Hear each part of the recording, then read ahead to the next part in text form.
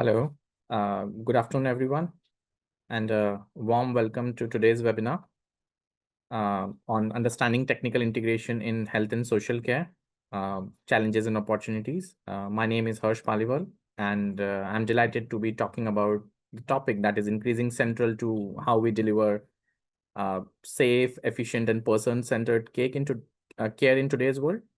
Over the next around 30-35 minutes, we will take a closer look at the role of technology in both health and social care settings, how it's evolving, where integration is working well and where it isn't yet, and what that means for professionals like yourself.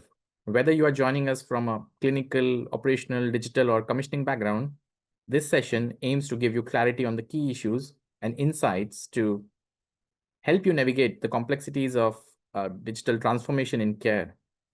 Thank you again for being here. I'm very much looking forward to the conversations ahead. First of all, let's meet the team. As I said, my name is Paliwal. I'm an engineer with background in data science, now working with Secure Meters as an application engineer.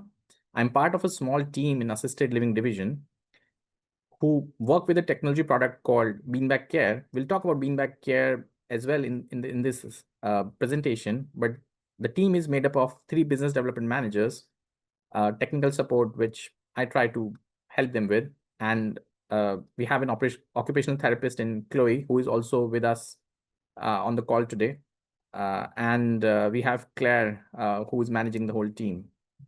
Vanessa from marketing is helping us from behind the scenes. Before we move deeper into the topic, I would like to briefly introduce Secure Meters, the organization that I'm representing today. Secure Meters is a global business with its headquarters in India and a workforce of around 7,000 employees, a bit more than that maybe. The operations span more than 60 countries with dedicated offices in 9 different nations, giving us both a strong local presence and a global perspective. At our core, we are a customer-focused technology company committed to developing innovative products and services that help people use resources more efficiently and reduce energy waste. Whether the expertise of secure meter and energy metering or heat network efficiency or technology-enabled care now, our goal remains the same: to empower people and organizations to make better decisions, conserve resources, and improve quality of life. Before we begin, I want to take a moment to explain why this topic is so timely and relevant. Firstly, the purpose of this webinar is to help bridge the knowledge gap between clinical or care-focused professionals and the technical dimensions of digital integration.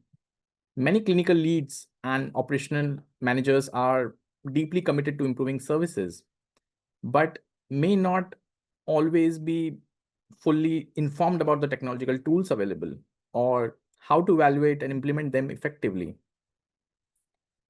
Secondly, this conversation is especially important now because of the rapid pace at which the technology is changing in today's world, particularly since the pandemic. We are seeing accelerated adoption of artificial intelligence, automation, data-driven decision-making across health and care services as well. Understanding how to engage with these developments is no longer optional. It has become essential. And finally, by the end of this session, you will gain a clearer understanding of both the challenges and opportunities that digital integration presents. We will explore real-world examples, policy context, and insights you can take back to your teams and organizations. Now, technology's role in health and social care has evolved significantly over the past decade. What was once seen as a back office function used primarily for record keeping or operational tasks is now recognized as a strategic enabler of better care. Today, technology plays a central role in bridging gaps between services, particularly between health and social care. It allows for better communication, smoother transitions between care settings, and more joint up experience for the individual receiving care. Importantly, it's also enabling a shift towards more personalized, preventative, and proactive care. Whether through digital assessments, remote monitoring, or integrated care records, technology is helping us to tailor services more closely to people's needs and respond earlier to emerging risks. As we examine the current landscape of technology in health and social care, we see a growing array of tools being adopted to address both operational pressures and evolving care needs. One of the most prominent developments is the widespread use of remote monitoring and telecare solutions. Now, what do you mean by remote monitoring and telecare solutions? These includes devices that track activity patterns, vital signs, or safety related triggers in a person's home. They enable proactive interventions, alerting professionals or family members to potential risks before they escalate. Especially in adult social care, these tools are proving invaluable in supporting people to live independently for longer. We also see increasing adoption of digital social care records. In short, they are called DSCRs. These digital platforms replace paper-based systems and allow care staff to access up-to-date information about a person's need or history and preferences as well. When implemented well, they save time, reduce duplication, and support safer, more personalized care delivery. Another key area of progress is in shared care planning platforms. These systems facilitate collaboration between health and care professionals, breaking down silos between GPs, social workers, community nurses, and care providers. They are essential for ensuring that everyone involved in a person's care has access to the same information in real time. We are also seeing a rise in AI-driven triage tools and predictive analytics, particularly in health settings and increasingly in integrated care systems. These tools help identify individuals at risk of hospital admission, deterioration, or crisis. By analyzing patterns in health and care data, they support early interventions and better resource planning. Lastly, the integration of assistive technologies and IoT, Internet of Things devices in people's homes, things like smart plugs, Alexas, bed sensors, voice activated alerts, is helping to monitor daily routines, detect anomalies, and reassure both service users and families. So, overall, the current landscape is one of active experimentation and maturing slowly. While uptake is uneven across regions and sectors, there is undeniable momentum and a recognition that technology is no longer a bolt on, but a foundational part of modern day health and care delivery. Now, to understand why digital integration has become such a priority in health and social care, it's helpful to look at the key forces driving the shift. On this slide, I've tried to highlight four of the most influential aspects. Firstly, we have a demographic pressure. And we are what do you mean by demographic pressure is we are living longer, which is definitely amazing, but often with more complex care needs. The proportion of older adults is growing rapidly, and many require both health and social care support, often simultaneously. This demographic shift is placing immense pressure on services that were not originally designed for such sustained demand. Integration, especially through technology, can help us provide more coordinated and person centered support. reducing duplication and improving outcomes. Secondly, there are the resource constraints. Most health and care systems are under financial strain, and workforce shortages continue to be a significant challenge. Staff are expected to do more with less, and traditional service models simply aren't sustainable. Technology can't replace people, that's for sure, but it can support smarter working, reducing paperwork, improving communication, and enabling more efficient use of time and skill. The third driver is policy direction. Across the UK, there has been a strong policy push towards more integrated care. Initiatives such as integrated care systems, in short, they call it as ICS, in England, and similar frameworks across the developed nations are explicitly aimed at breaking down barriers between organizations. These policies are increasingly underpinned by expectations of digital interoperability and shared accountability across care pathways. And finally, we must recognize the growing weight of digital mandates. Government bodies and regulators are issuing clearer expectations around digital maturity and integration, whether it is the mandate for all care providers to adopt digital social care records or national funding linked to digital outcomes. There is now both a carrot and stick approach to driving adoption. Together, these drivers form a compelling case for change. The goal isn't just to adopt more technology, but to adopt it in ways that meaningfully improve how care is delivered, experienced, and sustained in the years to come. While the case for integrating technology in health and social care is strong, the reality on the ground is that integration remains patchy, and there are several persistent challenges we must acknowledge and address. The first of them, there can be so many challenges that I can list down, but the first one of them is system fragmentation. Health and social care services are often delivered by a wide array of providers. That includes local authorities, NHS bodies, or private companies, voluntary organizations as well, sometimes, all using different systems, standards, and data formats. This creates real obstacles to interoperability and information sharing.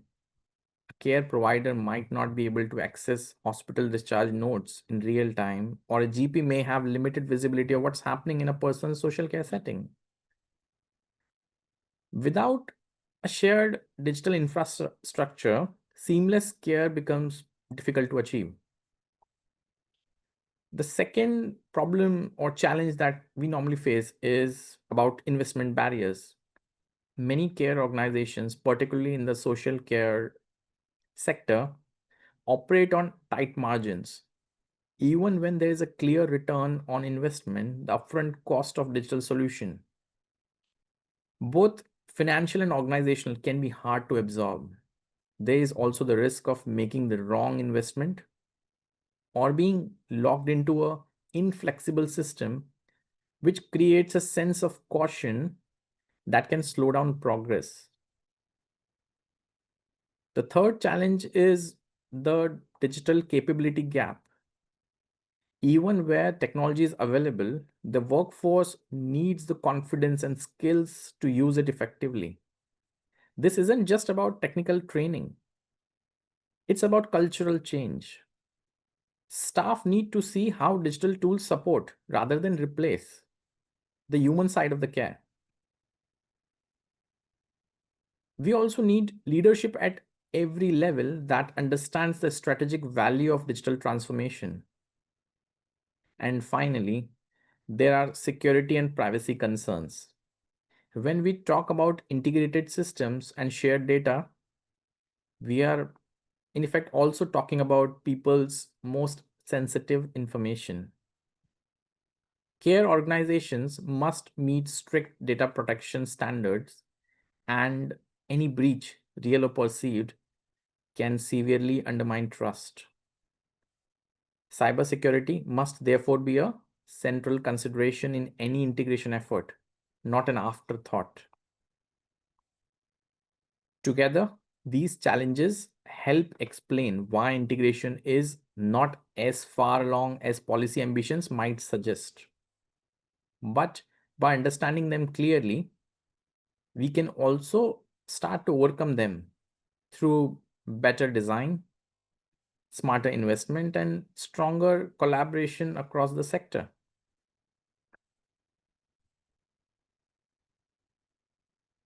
One of the most critical and persistent barriers to effective technical integration is data interoperability. We continue to face real time sharing barriers between health and social care systems. In many cases, information that's vital for safe and coordinated care, such as assessments, discharge summaries, or care plans, is delayed, unavailable, or locked within a single system. Vendor lock in is another major challenge. Many providers are tied to proprietary systems that don't allow easy data exchange or customization. This limits flexibility and makes integration costly, particularly when switching suppliers or scaling solutions. There is also a growing recognition of the need for standardization. Without common data formats and agreed structures, systems struggle to talk to one another, even when technically connected. This leads to duplication, manual workarounds, and potential risk. Finally, we must move towards open integration. Solutions that are built to connect. Things like open APIs, national frameworks like the NHS integration architecture, and procurement policies that prioritize interoperability will be key enablers going forward. In short, without addressing data and interoperability head on, even the best technologies will fall short of delivering meaningful integration.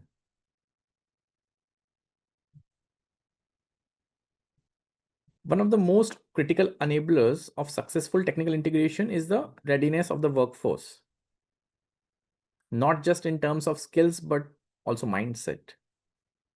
Across both health and social care, we continue to see gaps in digital capability and confidence.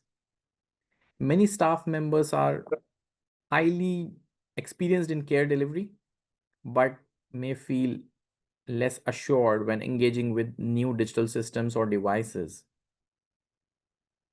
This can create hesitation, delayed adoption, or may lead to underuse of technology, which is already in place. There is also a broader cultural challenge. In some cases, technology is seen as a threat, something that might replace face to face care or add to workloads rather than as a tool that supports better outcomes. That's why it's so important to involve frontline staff in the design and rollout of any digital solution. Ultimately, building workforce readiness is not just about training, it's about engagement, co design, clear leadership, and making sure that technology enhances, not disrupts, the core purpose of care.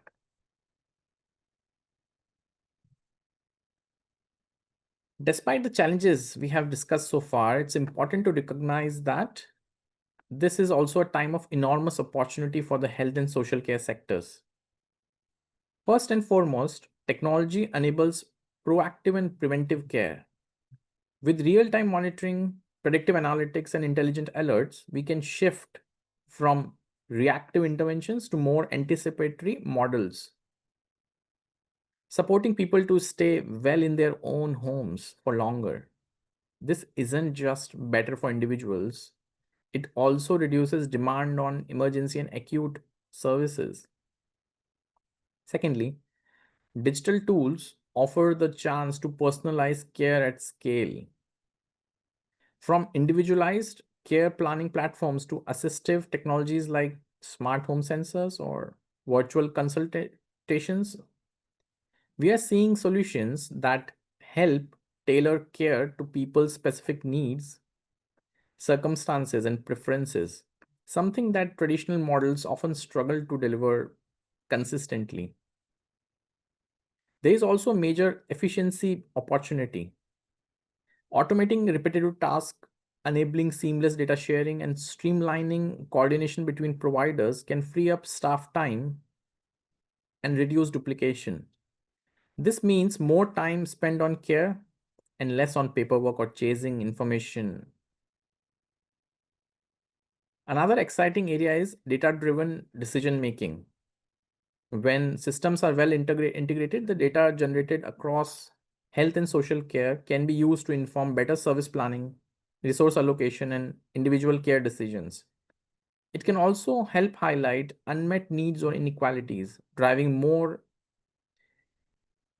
targeted and inclusive service design.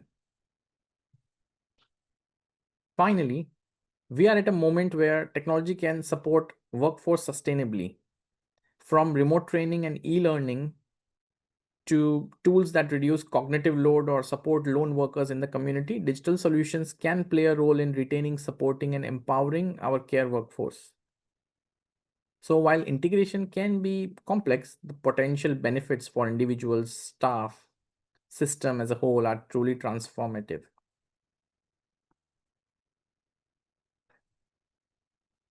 When we talk about integrating digital systems in the care sector, it's important to move beyond the technology itself and think about the principles that make integration sustainable and meaningful.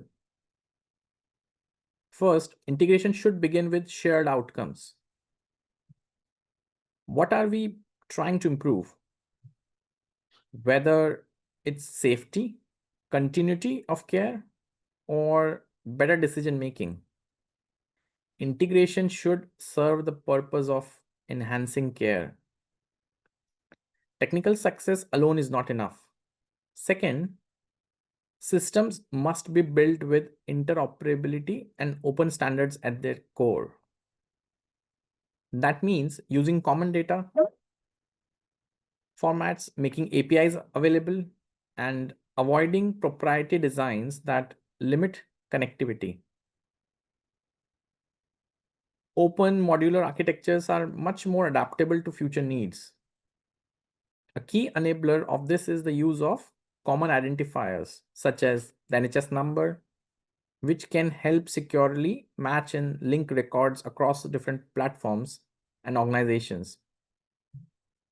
Importantly, integration efforts should be co-designed with the people who use these systems, frontline care staff, clinicians, and service users.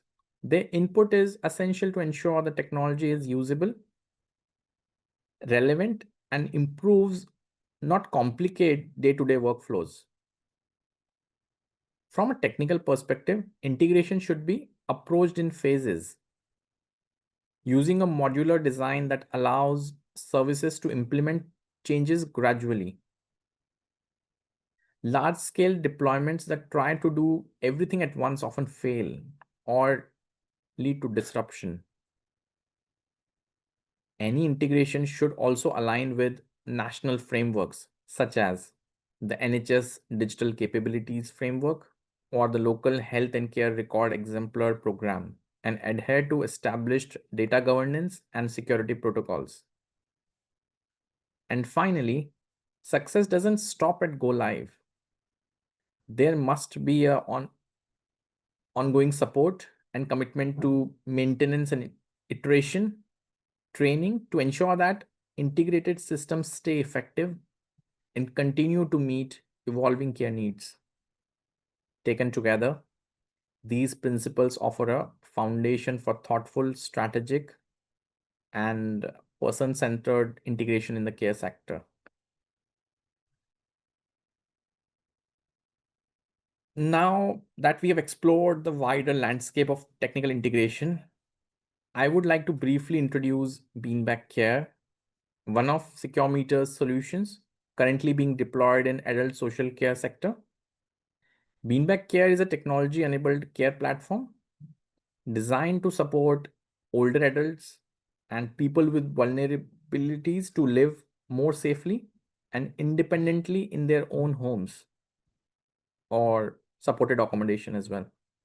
At its core, it uses a combination of discrete sensors and daily digital well-being check-ins.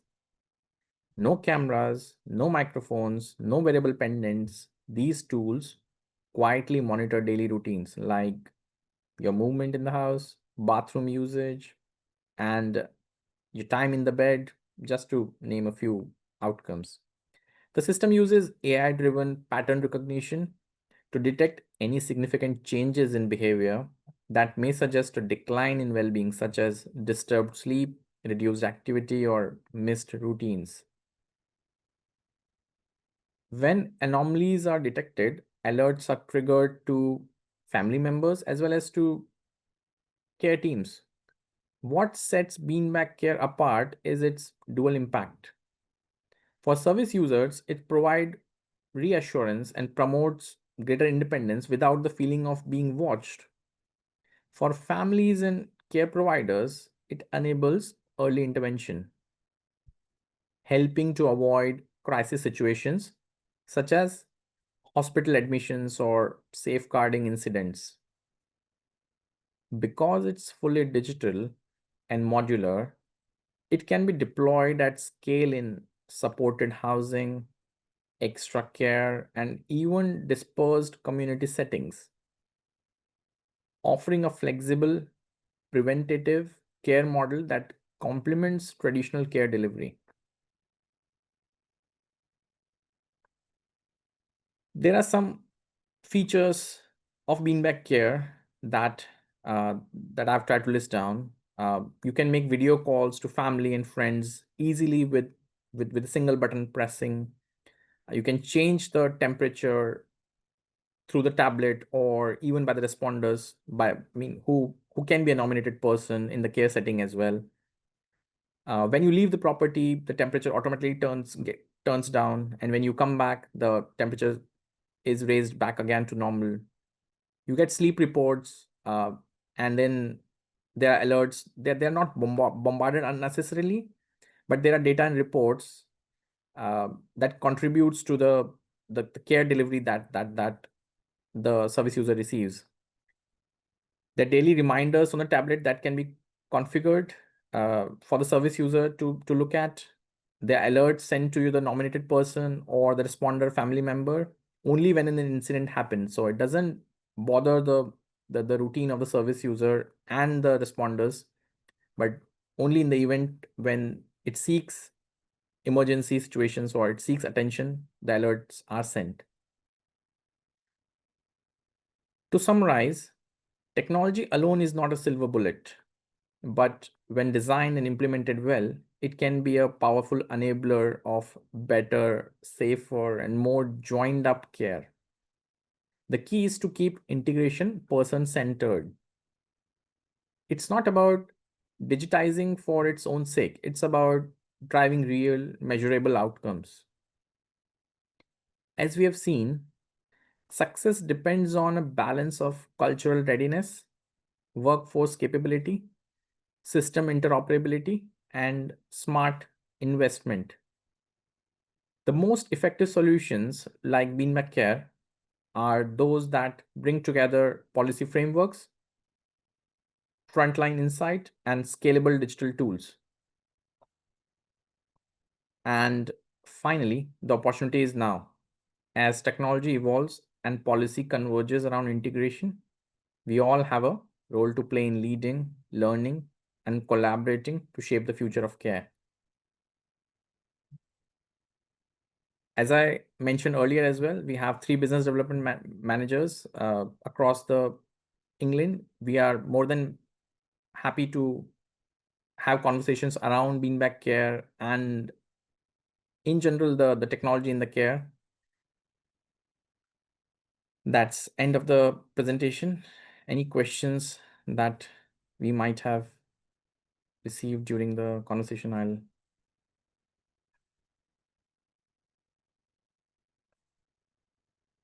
I'll stop sharing my screen, and we have some questions.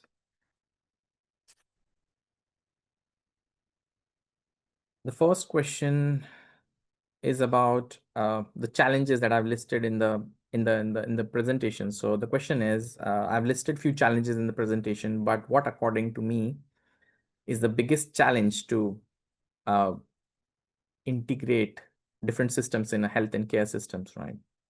So if I have to pick one challenge, I would pick system fragmentation. Health and care services often operate on entirely separate digital infrastructures with different data formats and governance rules. This makes it hard to share information in real time. So interoperability is key, but achieving it requires technical alignment, which is not always straightforward. So yeah, I would say system fragmentation is the biggest challenge.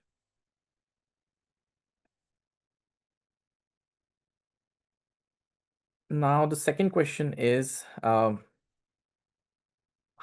can we overcome vendor lock-in when trying to integrate systems? Organizations should adopt solutions uh, at the first place which comply with open data standards. So this is a sanity check that needs to happen uh, when the procurement is happening. They need to prioritize APIs or middlewares that allow different systems to talk to each other. So it is up to procurement teams. They need to ask right questions up front. What support? So this is the next question. What support is available for care staff who want to use the technology, who want to move towards technology, I think. So I think answer to it should be fairly straightforward. There are always so much of help available for care staff. Most of the technology companies, including us, should offer full training, onboarding, and ongoing technical support on the technology that they are providing. So uh, again, the procurement teams should consider asking the right questions about the training by inducting the staff members when they are procuring the technology. So that should be uh, part of the procurement itself. So the next question is about the privacy. The question is, how is user privacy maintained in systems like ours or in the technology-enabled care setting? So that's definitely a concern for most of the care providers, most of the systems, I would say, who are compliant with the data protection regulations in the UK should address these concerns. Beanbag Care, on top of that, uses non-intrusive sensors with no cameras, no wearables, no microphones, and in effect, that also ensures dignity and privacy. So I think I've answered that. There's one more question. Uh, what types of settings is Beanbag Care suitable for? Beanbag Care is flexible in a way and can be deployed across a range of housing and community-based care settings. It's best suited for supported housing, extra care schemes, or even for sheltered accommodation, where residents benefit from unobtrusive daily well-being monitoring. It can also be adapted or dispersed tenancies or individuals living alone in the community, where traditional care support may be limited. Its modular setup means it scales easily, whether for a single site or across a wider local authority or housing portfolio. It can be scaled fairly easily. So yeah, Beanbag Care is something if you want more assistance in understanding the system, if you want to have conversations. So I've shared the details of the business development managers. So you are free to have a conversation with them, and we'll be uploading the video of the seminar, the webinar, on our social media as well. So if you have more questions or follow-up questions after the webinar, we are more than happy to answer these questions at a later stage as well. I think that was the last question that I had, and that's the end of the webinar.